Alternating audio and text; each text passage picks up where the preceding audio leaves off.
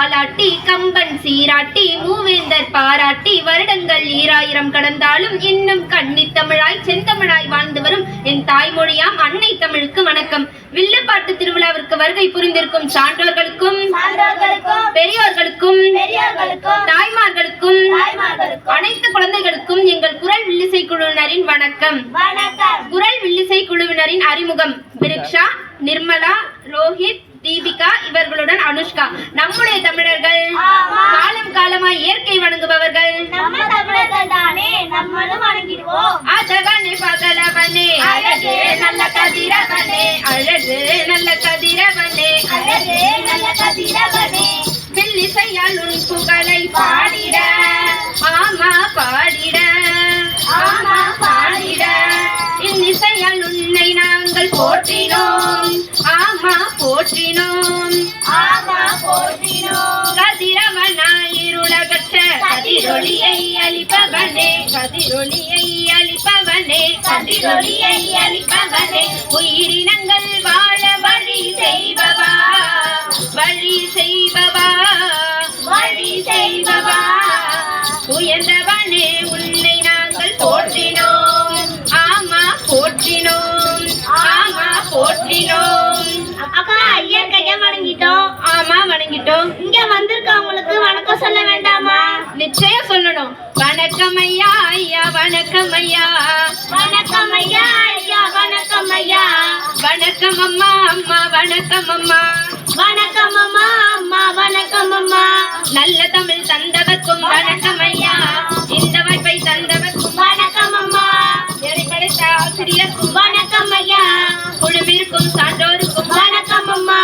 வணக்கம் ஐயா, ஐயா வணக்கம் ஐயா, வணக்கம் அம்மா, அம்மா வணக்கம் அம்மா. அக்கா வந்திருக்கவங்க வரப்போறவங்க வாசல் அடிக்கிறவங்க எல்லாருக்கும் வணக்கம் சொல்லியாச்சு. ஆமா சொல்லியாச்சு. ஆனா எனக்கு ஒரு சந்தேகம். வந்துருமே உமக்கு சந்தேகம்? கேளும் கேளும். ஆமா, நம்ம இன்னைக்கு எதை பத்தி பாட வந்திருக்கோம்? எப்போதும் உமக்கு இதே கேள்விதானா? சரி விடு, நானே சொல்றேன். ஜாதி மத வேறுபாடின்றி ஆமா உலக மக்கள் அனைவருக்கும் தேவையான அனைத்து வாழ்வியல் கருத்துக்களையும் அள்ளி அள்ளி வழங்கக்கூடிய உலக பொதுமறையாம் திருக்குறளை தந்த திருவள்ளுவரை பற்றி தான் வில்லுப்பாட்டு பாட வந்து இருக்கோம். ஆமா வந்து இருக்கோம். நம்ம திருவள்ளுவரை பத்தி உங்களுக்கு என்ன தெரியும்? நல்லா தெரியுமே. நல்லா தெரியுமா? இவர் ஒரு விவகாரம் பிடிச்சாரு, நம்ம கேட்டு தெரிஞ்சுப்போம். சரி, அவர் பார்க்க எப்படி இருப்பாரு? மண்டியில கொண்டு வச்சிருப்பாரு. சரிதான். முகத்துல தாடி வச்சிருப்பாரு. சரிதான். கையில கலசத்தை எடுத்துட்டு ஊர் ஊரா போய் பாடுவாரு. கையில கலசத்தை எடுத்துட்டு ஊர் ஊரா போய் பாடுவாரா? அப்படி என்ன பாட்டு பாடுவாரு? உலகம் சமநிலை பெற வேண்டும், உயர்வு தாழ்வில்லா நிலை வேண்டும். நினைச்ச இப்படிதான் ஏதாவது பண்ணுவீங்கன்னு. தாடி வச்சிருக்காருன்ற காரணத்தினால அகத்தியருக்கும் திருவள்ளுவருக்கும் வித்தியாசம் தெரியாம போச்சே உங்களுக்கு. அப்படியா? ஆமா, நானே சொல்றேன். நம்ம திருவள்ளுவர் எப்படிப்பட்டவர் தெரியுமா? எப்படிப்பட்டவர்? அறநெறியை எடுத்துரைக்க பொதுமறையை தந்தவரா, தமிழுக்கே பெருமை சேர்த்த வள்ளுவரா. ஆமா வள்ளுவராம். உலக மக்கள் அனைவரையும் தர்மத்தின் வழி நடத்தும் பேராற்றல் கொண்டவராம் வள்ளுவராம். அது வள்ளுவராம், திரு வள்ளுவராம். ஓ, அப்படிப்பட்டவரா இவரு? ஆமா. அக்கா, இவர் எப்படிப்பட்டவர்னு சொல்லிட்டீங்க. ஆமா சொல்லிட்டேன். எப்போ பிறந்தாருன்னு சொல்லலையே. சொல்றேன் கேளுங்க. நம்ம திருவள்ளுவர் கிமு 36ஆம் நூற்றாண்டுல பிறந்ததா நம்ம ஆய்வாளர்கள் எல்லாம் சொல்றாங்க. அது மட்டும் இல்ல, ஒவ்வொரு வருடமும் தைத்திங்கள் 2ஆம் நாள நம்ம வள்ளுவர் திருநாளா கொண்டாடிட்டு வரோம். அக்கா, திருவள்ளுவர் ஆண்டை பத்தி சொல்லிட்டீங்க. ஆமா சொல்லிட்டேன். திருவள்ளுவர் தந்த திருக்குறள் பத்தி சொல்லலையே. சொல்றேன் கேளுங்க. நாட்டை ஒருங்கிணைக்கும் போரில்லா யுகம் படைக்கும், நாட்டை ஒருங்கிணைக்கும் போரில்லா யுகம் படைக்கும். வீரடி வெண்பாவில் தத்துவங்கள் புதைந்திருக்கும், வீரடி வெண்பாவில் தத்துவங்கள் புதைந்திருக்கும். குரலோ மிக சிறிது விழுமியமோ தவ பெரிது, குரலோ மிக சிறிது விழுமியமோ தவ பெரிது. சிந்தனையை விதைக்கும் புது வாழ்வு தனை படைக்கும், சிந்தனையை விதைக்கும் புது வாழ்வுதனை படைக்கும், சிந்தனையை விதைக்கும் புது வாழ்வுதனை படைக்கும். இப்படி நம்ம திருவள்ளுவர் உலக மக்களுக்கு தேவையான அனைத்து கருத்துக்களையும் முப்பாலுக்குள்ள அடக்கிட்டாரு. சரி, அந்த முப்பால் என்னன்னு தெரியுமா உங்களுக்கு? ஆவின் பால் தெரியும், ஆரோக்கிய பால் தெரியும். அது என்ன முப்பால்? ஞாபகம் வந்துருச்சு. முத்தமிழ், 3 தமிழ். சரிதான். முக்கடல், 3 கடல். சரிதான். அப்படின்னா முப்பால்னா 3 பால் தானே? அப்பா, அந்த முப்பால உங்க வாயாலேயே சொல்லிருங்க. ஆட்டுப்பால், மாட்டுப்பால், எருமைப்பால். அட எருமை. என்னது? இல்ல, எருமை பால் இல்லன்னு சொல்ல வந்தேன். அக்கா, நானே சொல்றேன். அறுத்துப்பால்,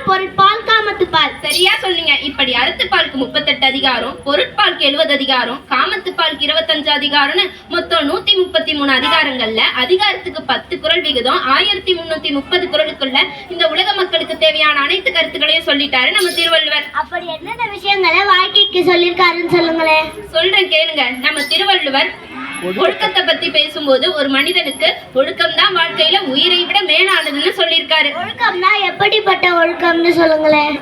ஒழுக்கத்துடன் கொள்கையுடன் வாழும் எவரும் உயர்ந்தவரே. ஒழுக்கத்துடன் கொள்கையுடன் வாழும் எவரும் உயர்ந்தவரே. ஒழுக்கமின்றி தவறிழைக்கும் வாழும் எவரும் சிறியவரே. ஒழுக்கமின்றி தவறிழைக்கும் வாழும் எவரும் சிறியவரே. ஒழுக்கத்தின் எய்துவர் மேன்மை, இழுக்கத்தின் எய்துவர் எய்தால் பழி. அதாவது ஒழுக்கம் உடையவங்க உயர்ந்த நிலையை அடைவாங்கன்னு, ஒழுக்கம் இல்லாதவங்க அடையக்கூடாத பழி அடைவாங்கன்னு சொல்லியிருக்காரு. அது மட்டுமா, ஒழுக்கம் விழுப்பம் தரலாம், ஒழுக்கம் உயிரினும் ஓம்பப்படும். அதாவது ஒழுக்கத்தை உயிரினும் மேலானது என்று நம்ம வள்ளுவர் சொல்லியிருக்காங்க. சரியா சொன்னீங்க. இப்படி நம்ம திருவள்ளுவர் ஒழுக்கத்தை பத்தி மட்டும் இல்ல, அன்பை பத்தியும் சொல்லியிருக்காரு. அன்புனா எப்படிப்பட்ட அன்பு தெரியுமா? எப்படிப்பட்டது? அன்புள்ளோர் வாழ்வுதனை அறவும் தான் அளித்திடுமோ. அன்புள்ளோர் வாழ்வுதனை அறவும் தான் அழைத்திடுமோ. அன்புதனை அடைத்திடவே கதவும் தான் இருந்திடுமோ. அன்புதனை அழைத்திடவே கதவும் தான் இருந்திடுமோ. அன்பு கொண்ட உள்ளங்களில் சுயநலமே தோன்றிடாது. அன்பு கொண்ட உள்ளங்களில் சுயநலமே தோன்றிடாது. அன்பு கொண்ட உள்ளங்களில் சுயநலமே தோன்றிடாது. இப்படி நம்ம திருவள்ளுவர் அன்பு உள்ளவங்க தான் இந்த உலகத்தையே ஆள முடியும்னு சொல்லியிருக்காரு. அன்பிலார் எல்லாம் தமக்குரியர், அன்புடையார் என்பும் உரியர் பிறர்க்கு. அதாவது அன்பு இருக்கிறவங்க எல்லாத்தையும் பொதுவா நினைப்பாங்க, அன்பு இல்லாதவங்க எல்லாம் தமக்குரியதுன்னு நினைப்பாங்க. அது மட்டுமா, அடத்திற்கே அன்பு சாக்கு என்ப அறியால் மனத்திற்கும் அக்தே துணை. சரியா சொன்னீங்க. இப்ப நம்ம திருவள்ளுவர் அன்பை பத்தி மட்டும் இல்ல, கல்வியை பத்தியும் சொல்லியிருக்காரு. கல்வினா எப்படிப்பட்ட கல்வி தெரியுமா? எப்படிப்பட்டது? கல்வி ஒன்றே வாழ்வில் உயர்வளிக்கும். ஆமா, உயர்வளிக்கும். அறியாமை வீழ வழிவகுக்கும். ஆமா, வழிவகுக்கும். செல்வத்துள் செல்வம் செவி செல்வம், அச்செல்வம் செல்வத்துள் எல்லாம் தலை. செல்வத்துள் செல்வம் செவி செல்வம், அச்செல்வம் செல்வத்துள் எல்லாம் தலை. செல்வத்துள் செல்வம் செவி செல்வம், அச்செல்வம் செல்வத்துள் எல்லாம் தலை. இப்படி நம்ம திருவள்ளுவர் செல்வங்களிலே சிறந்த செல்வம் கேள்வி செல்வம் தான் சொல்லியிருக்காரு. அது மட்டும் இல்ல, நம்ம படிச்சது நமக்கு மட்டும் பயன்பட்டா பத்தாது, அடுத்தவங்களுக்கும் பயன்படணும்னு சொல்லியிருக்காரு. அதோடு மட்டும் இல்ல, கற்க கசடர கற்பவை கற்றப்பின் நிற்க அதற்கு தக. அதாவது நல்ல நூல்களை படிச்சா மட்டும் பத்தாது, படிச்சபடியே வாழ வேண்டும்னு சொல்லியிருக்காரு நம்ம திருவள்ளுவர். கல்வியை கத்துக்கிட்டா எஜனன்மன்னு சொல்லிட்டீங்க. ஆமா, சொல்லிட்டேன். கல்வியை கத்துக்கிட்டா மட்டும் போதுமா? பெரியவங்களோட அனுபவம் தேவை இல்லையா? நிச்சயம் தேவை. அதை புரிஞ்சுக்கிட்டதாலதான் நம்ம திருவள்ளுவர் பெரியோரை துணைக்கோடல் ஒரு அதிகாரத்தையே எழுதியிருக்காரு. ஆராய்ந்து வழி நடத்தும் பெரியோரை, ஆமா, பெரியோரை மதிக்க வேண்டும் இளைய தலைமுறை. இளைய தலைமுறை பெரியோரை துணை கொண்டால் துன்பங்கள் விலகி செல்லும், பகைமை பறந்தோடும், வெற்றி ஒன்று நிலையாகும். மன்னாதி மன்னர்களும் மதிக்க வேண்டும். ஆமா, மதிக்க வேண்டும். பெரியோரை மதிக்க வேண்டும். பெரியோரை மதிக்க வேண்டும். அவர் சொல் கேட்டு தான் வாழ்வில் நடக்க வேண்டும். வாழ்வில் நடக்க வேண்டும். ஆமா, நடக்க வேண்டும். இப்படி நம்ம திருவள்ளுவர் பல கருத்துக்கள் சொல்லியிருந்தாலும் நமக்கோ நேரம் இல்ல. நம்ம திருவள்ளுவருக்கு சிறப்பு செய்யற விதமா பல விஷயங்கள் நடந்துட்டு வருது. சென்னையில வள்ளுவர் கோட்டம் வச்சிருக்காங்க. கன்னியாகுமரியில 133 அடி உயரத்துக்கு சிலை வச்சிருக்காங்க. அது மட்டும் இல்ல, பல தமிழ் அமைப்புகள் நம்ம வள்ளுவர் பெயரிலேயே இயங்கிட்டு வருது. உதாரணத்துக்கு நம்ம திருவள்ளுவர் கல்வி மன்றத்தையும் சொல்லலாம். மனதில் நிலைத்து விட்டார், நம் மயக்கத்தை போக்கி விட்டார். மனதில் நிலைத்து விட்டார், நம் மயக்கத்தை போக்கி விட்டார். ஒழுக்கம் ஒன்றே உயர்வு என்றும் பண்பு ஒன்றே பெரிது என்றும் உணர்ந்து சொன்ன திருவள்ளுவர். மனதில் நிலைத்து விட்டார், நம் மயக்கத்தை போக்கி விட்டார். பண்பு இன்றி அகிலம் இல்லை, அன்பு இருந்தால் எதுவும் இல்லை என்று சொன்ன திருவள்ளுவர். மனதில் நிலைத்து விட்டார், நம் மயக்கத்தை போக்கி விட்டார். நன்றிக்கு ஈடு இல்லை, கல்விக்கு எதுவும் இல்லை என்று சொன்ன திருவள்ளுவர். மனதில் நிலைத்து விட்டார், நம் மயக்கத்தை போக்கி விட்டார்.